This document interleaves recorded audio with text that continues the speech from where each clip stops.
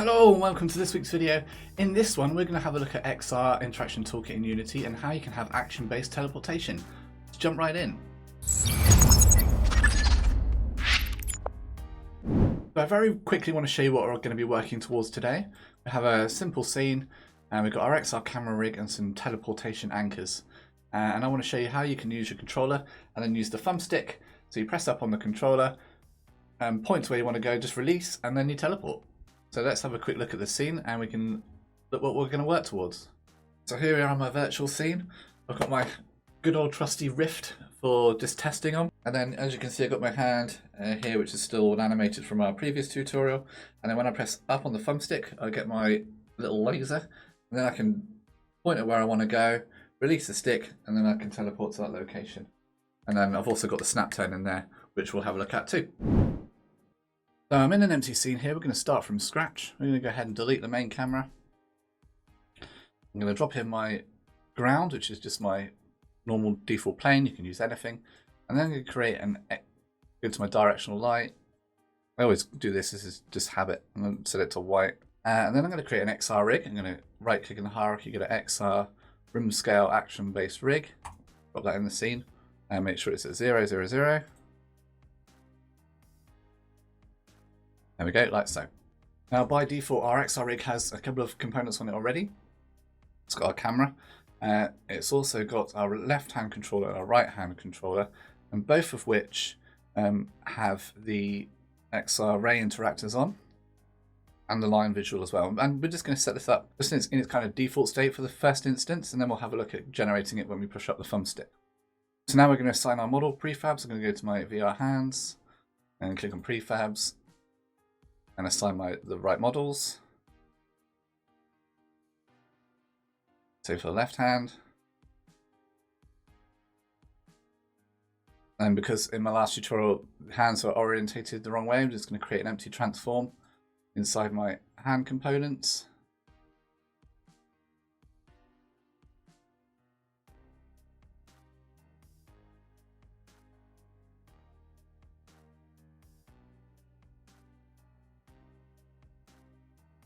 Left hand rotation offset, that one is 90.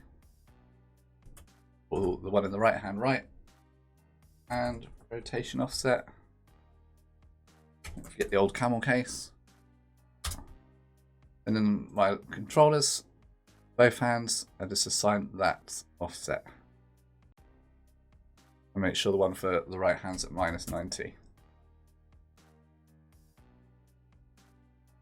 Then we need to set up our scene and get it ready for teleportation. And to do that, we're going to right click in the hierarchy, go down to XR, and we're going to select Locomotion System, and it's going to drop in a game object into your scene. We're going to center it at 0. And this is going to contain the Locomotion System, the teleportation provider, and the snap turn provider.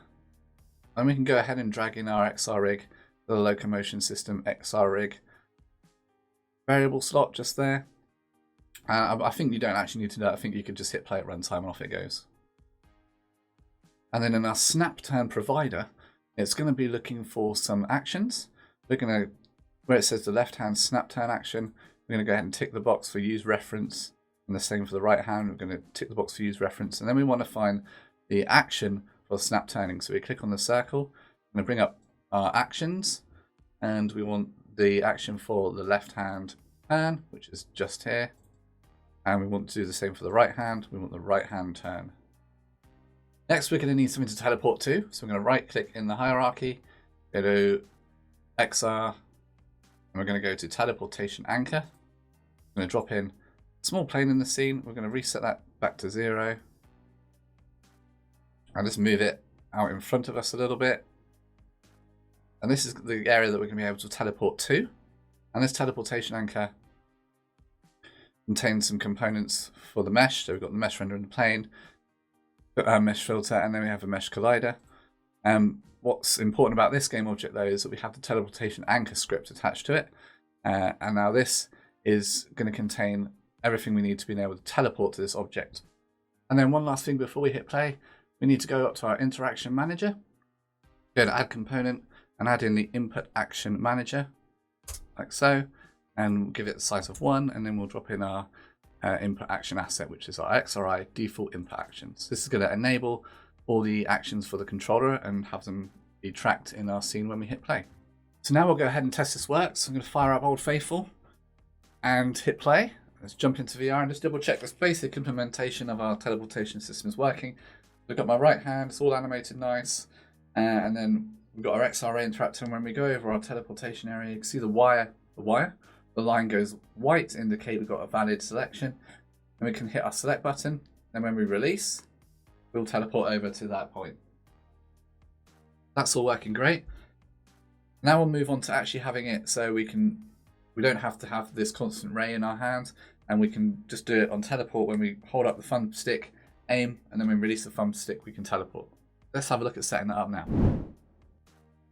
So the first thing we're going to take a look at is actually setting up our XR rig with the stuff we need in the hierarchy to enable this to work.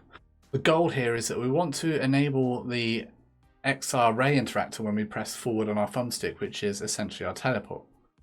If we focus now in on the hierarchy, what I'm going to do is I'm going to select my right hand controller and my left hand controller, and I'm going to turn them off for a second. And if you select the camera offset, I'm going to create two empty game objects. I'm going to create one for the right hand. I'm going to duplicate that and create one for the left hand.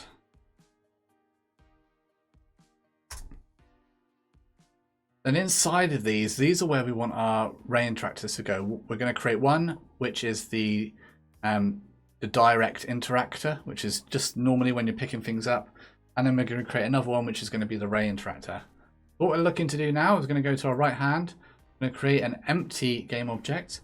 This is going to be our base controller, our default one.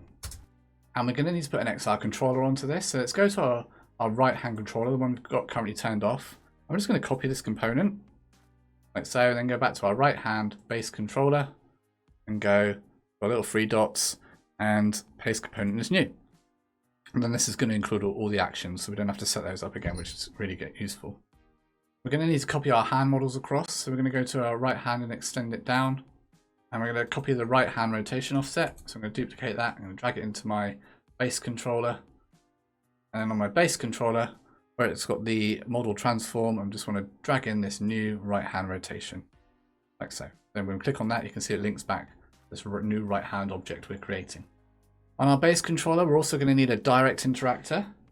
So let's go ahead and pop one of those on, XR direct interactor. And we're also going to need a sphere collider. And the sphere collider is going to be set to trigger, and its radius is going to be about 0.25. So now we should have our root object, right hand, which is currently empty. It's just a holding game object for a minute. And inside right hand, we have the base controller, which is our default controller. And it's got a direct interactor on it with a sphere collider. It's also got our hand models assigned all ready to go. And it's also got the model transform offset or the rotation offset as a child of base controller. So this is our hand as normal. This is going to allow us to pick things up. Inside our right hand, we also want to create the ray interactor. This is going to be the ray that we use to teleport. Now we've already got this set up. We already have a ray interactor by default, which is currently called the right hand controller, and I turned it off a second ago. But this contains all the controller action-based scripts and also the XR ray interactor that we're going to use for our teleport. So what we're going to do is just going to drag and drop that and make it a child of right hand. So in our right hand, we've got the base controller and the right hand controller. We can go ahead back and turn this on. We don't want two of these at the same time all working. So under right hand controller, I'm going to rename this one so it's a bit easier to follow. I'm going to make this teleport controller. I'm going to name it right hand teleport controller. Now by default, we don't want this XR controller, the teleport controller, to have input actions enabled. So we're going to uncheck the box that says enable input actions to make sure it's off. And then we're going to also deactivate the XR ray interactor. Next up on here, we're going to look at our XR controller. Under the select action, we're going to change this one. We need to swap out the input action reference. Go ahead and click on that. And we want the right hand teleport select. Go ahead and click on that one. We're going to go and minimize that a second and move down to the XR ray interactor. Where it says selection configuration, we are going to change this from keep selected target valid. We want to uncheck that box. Because once we've selected something, it's going to, we don't want our teleporter not to be able to select another teleporter just by hovering over it. And we can test that out later on if you want to. And you'll see what I mean. And for the sake of this tutorial, all I'm going to do is just drop my left-hand controller inside my left hand and just turn it on. And for a minute, we'll just keep that ray interactor there. And we will just have a look at the right hand. I've turned my left-hand controller back on. And everything is just set to default for the time being on this one. So if you're following along with this tutorial, your XR rig should look something like the following. You have your XR rig, your parent, and moving down you've got the camera offset main camera, and then two empty game objects with no components on at the moment, one for the right hand and one for the left hand. Then as a child of those objects, we have a base controller, which for our right hand is an XR direct interactor and a sphere collider and the XR controller script. And then we also have the right hand teleport controller, which again is an XR controller, with the difference that this has an XR ray interactor on it, which is going to act as our teleportation ray. Now at the moment, this won't actually do anything. We're going to have to write a script, and we're going to put it on our parent object, the right hand, and it's going to be called the teleportation manager, and it's going to listen for the input of our thumbstick and then teleport us if we're over a valid object. On my right hand, I'm going to go to As Component, and I'm going to type in Teleport Controller. And then I'm going to click on New Script, and we're going to create that script. And then once it's compiled, we'll open up in Visual Studio. So the idea of this script is that we're going to toggle certain things off and on our base controller and our teleport controller, and it's going to listen for our input action on the thumbstick. So we're going to need a couple of variables to start. I'm going to go ahead and remove my start and update functions. We may not need those, I might be lying. And we're going to type in a couple of variables. We're going to do a public game object, and this is going to be our base controller game object, and we're also going to need our teleportation game object, and we're also going to need to get hold of our input action. So we're going to say public. You'll see here it's not coming in for our input action reference, and that's because we need to put a using namespace at the top. So using Unity Engine or input system, and now we can get hold of an input action reference. I can spell public right. And choose input action reference from the list, and this is going to be our teleport activation reference. And we're also going to create a couple of events. So we're going to go up to the top, and we're going to say using Unity Engine for events, and we're going to create two events. So public Unity event, we'll call this one on teleport activate, and another one for on teleport cancel. So that's all the variables that we're going to need. Now in our start function, I lied, we are going to need our start function. We're going to assign some functions to our teleport activation reference action. So we're going to get our teleport activation reference, and we're going to get hold of an action. And we're going to say the performed action, and we're going to assign a method to that called teleport mode activate. That doesn't exist yet, so we can press Control and full stop and generate the method just underneath, and we can get rid of the throw exception. And then we also want to allocate another action of our teleport action reference, and that action is going to be the cancelled action, and we'll say teleport node cancel. Again, that doesn't exist, so Control and full stop, and we can generate that one too. Go ahead and save, zoom out a little bit so we can get it all on the screen for you. Now we need to complete these two methods here, our teleport mode activate. So when the thumbstick is pushed up, that is activating our teleporter. So we know that once this method is called, we can call our on teleport activate events. So we can say on teleport activate dot invoke, and that's it for that one.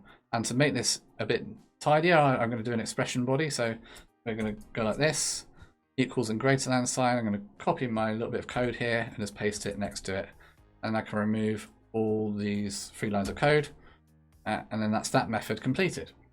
And then next we're going to take a look at our teleport mode cancel. So when the user has taken their finger off or thumb off of the thumbstick, we're not going to invoke our on teleport cancel straight away, because we need to give the player time to teleport before it's turned off, else they'll just release the thumbstick and nothing will happen. So we're going to create a new method called deactivate teleporter. That's going to be void, and then in our teleport mode cancel, once the user's let go, we're going to call this method after a certain amount of time. To do that, we're going to use invoke and pass it the name of the function we want to invoke, which is deactivate teleporter. And then we can pass it a time that we want to call our function in. So after, let's say, 0.1 of a second, our deactivate teleporter method is going to be called. And then once it's called, we can then invoke our on teleport cancel event. So on teleport cancel dot invoke. And again, let's neaten all these up. Let's do an expression body, bring that one up to there. I did it like that just so you could see. It makes it a little bit more easier to read in the first instance. But then a little bit of refactoring just to make it not so long. We can also remove these 2 up here. You can tell we're not using them because they're slightly grayed out. So we can go ahead and remove those, and we can remove the system as well. I'm going to go ahead and save that, and then jump back into Unity and hook it all up. I'm going to compile that script a second, and then you can see it's got our teleport controller script that we've just written in here. And this looks a bit cluttered at the moment. I'm going to teach you just a cool little snippet where we're declaring our variables here.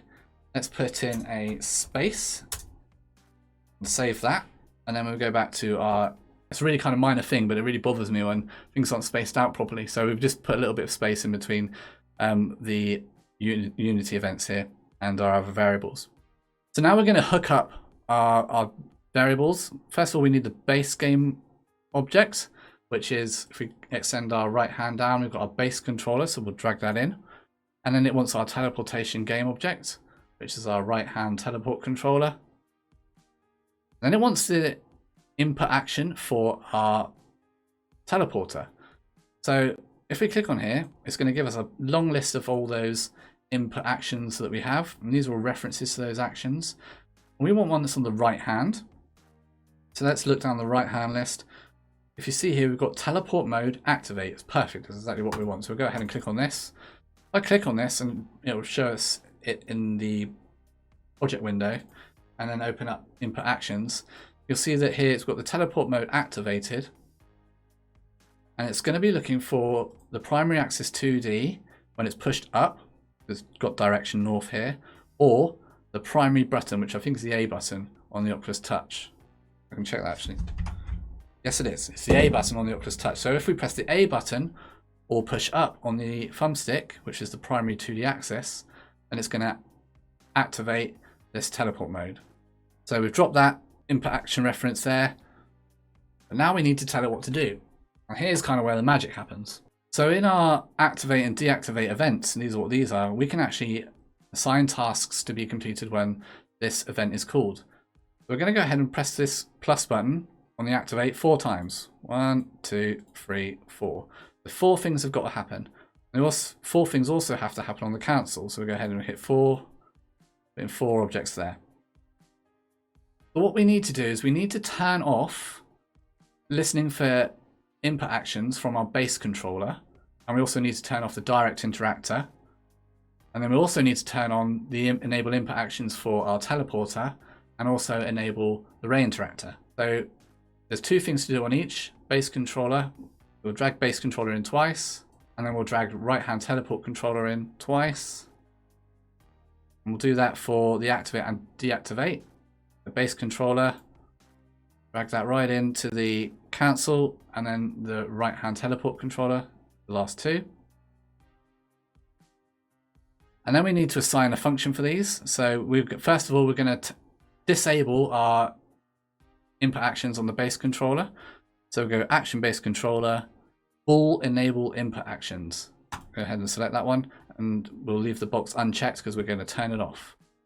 And we also need to turn off the direct interactor. So we'll go to no function, XR direct interactor, all enabled. We'll turn it off. And we also need to do the opposite now for the teleporter. We need to turn it on. So we're going to go to our action based controller and select enable input actions. And we're going to put a tick in that box because we want to enable all the actions. And then for the right hand teleporter, we also want to enable the ray interactor. So go to XR ray interactor, all enabled, and we're going to check it. And what we've done here on our activate, we want to do the exact opposite on our cancel. So we need to turn our base interactor back on. So we're going to go to action based controller, all enable input actions. We're going to turn them back on. And then we're going to turn on the ray interactor, be ball enabled. And do exactly the opposite for the right hand. So go down to action based controller, all enable input actions, this time leaving it unchecked. And we're going to go to our XR ray interactor, all enabled. And once we've set up all these, we can then go through and look at our curve. Go to the right hand teleport controller and scroll down to the XR ray interactor. So this is our curve. I'm going to change it from under the ray class configuration, change the line type to a Bezier curve. Let's have a look at the colors. Let's do something a little less scary than the red, and we're going to put a little bit of fall off so it fades away a little bit. So click on the last alpha key here, and we're going to change that to 0. And for the valid color gradient, let's go for a green. And again, with the last alpha key, we'll put that to 0. So if we go ahead and highlight the teleportation anchor, see here we've got a custom reticule. Now, I've already created one, and it's a cylinder. It's literally just like that, just a blue cylinder. And this is going to be, it's going to be like an area on the floor that highlights at the bottom of your ray. And all I did, let's create one. Let's go 3D cylinder. Let's center it at 0. And we'll remove the collider. And then we'll scale it right down. And then we can call this teleport reticule. And we'll give it a better material. Give it our blue. And then we'll create a prefab of that. We'll just drag it into a prefab folder. And then we can delete it from the scene. And then on the teleportation anchor, under the custom reticule, we can go ahead and drag in our teleport reticule there. Let's fire it up and see what we got. Okay, so here we are on VR. You can see we've got my hand as per normal. I've got my left hand there with the old ray interactor, but I'm going to go up and push the thumbstick now. As you can see, that's activated our teleporter, and we're able to move it around, and we can let go, and it goes away back to our normal hand. And then if we want to go ahead and teleport, you see it goes to a green line, and you've got the reticule on the floor. We're going to go ahead and let go, and we've teleported to that location, and our teleporter has reset. So that's all working great. What I'm going to do is just quickly duplicate some of these teleportation areas around, and that gives us something a little bit more interesting to have a look at. So here we are, we're looking around our scene. We can move to any part of these, we can move to any one of these teleport locations. And we're a bit far away, there we go. Go away over there, boom. And we've still got a snap turn because we dropped in that locomotion system. There's a bit of practice. Let's set up the left hand for the teleportation. We'll go ahead and drop our teleport controller game object on there, on the root of the left hand. And remember, we will need a base controller, and we also need the teleportation controller. So we go ahead and create an empty. We'll call it base controller. Rename the one we've got there already as the teleportation controller. And organize the hierarchy so it's the same as the right hand, base controller at the top, and then right hand, and then the teleportation controller beneath. So our base controller is going to need our XR controller action based component. So we'll go to where we've got our teleportation controller on the left hand. We'll copy this, Andy, so this is all set up for the left hand already, and we'll paste that onto the left hand base controller. The base component is new, and it drops everything it needs in there. It's also looking for the left hand model, which is fine, and the left hand rotation offset. We're going to duplicate that too. Drop it in our base controller, and then we'll hook it up. So click on your base controller, drag the left hand rotation offset into there. Just make sure you link up correctly. And then back on the base controller, go ahead and add an XR direct interactor and also a sphere collider. You can give it a radius of 0.25. That's our base controller all set up. Teleportation controller is already set up. Apart from we need to change the select action. We go ahead and click on the reference for the select action. We want the left hand teleport select. We also want to disable enable input actions by default and turn off the XR ray interactor. If you want to set it up like our other one, we've got a valid color gradient which is green. So and then we'll use our blue for non-valid. And back up on the root of our left hand, we want 4 activate actions, 4 cancel actions. We're going to drag in the base controller twice to the activate and the base controller twice to the cancel.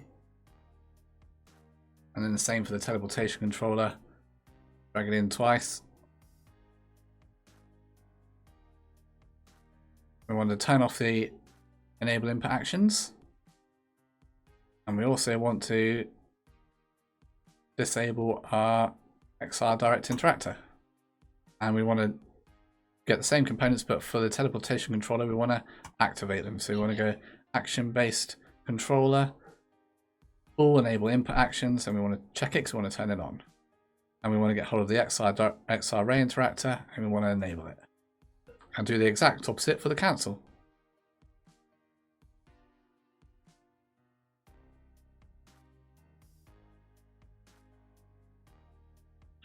And then we're going to drop in our base controller game object for the left hand, which is there. Teleportation for the left hand, which is there. And we want the input action reference for activating the teleporter. We find the left hand, teleport mode activate. We go back to our teleportation controller and set our raycast configuration from a straight line to a Bezier curve. And we'll save that and take a look. So now I've got my 2 controllers in my hands. Both are still animating from a previous tutorial. Then when we press up on the thumbstick for the right hand, you get your line. Then you press up for the thumbstick on the left, and you also get the line, and then we're able to teleport. You can see here it only let me choose one. There's this currently activated one in front of me. That's what I was showing you earlier with the little checkbox that we needed to tick. So let me show you where that was. So go back to your left hand and select your teleportation controller, and then scroll all the way down in your XR ray interactor, and where it says keep selected target valid, just uncheck that box. Now when you run it, we should be able to select any, not just the first one. So there we go, now we can select all of them. And then we have the snap turns on both controllers. And that feels much more like a game than having all like the default stuff for the XR interactions. We're able to teleport around, and we've got nice hands animations going. Phew, that was a lot to get through. What a big tutorial. But we've got a really nice teleportation system now in place that we can now build on and make really cool games. And if you did find it useful, it'd be great to have your support, and if you wouldn't mind leaving a like on the video, that really helps me out. As always, I'm going to upload this Unity project to my Patreon page, so you can grab it from there if you want it. Next week, we're going to improve upon the teleportation and actually have a look at using the interaction layer masks. I'll see you then.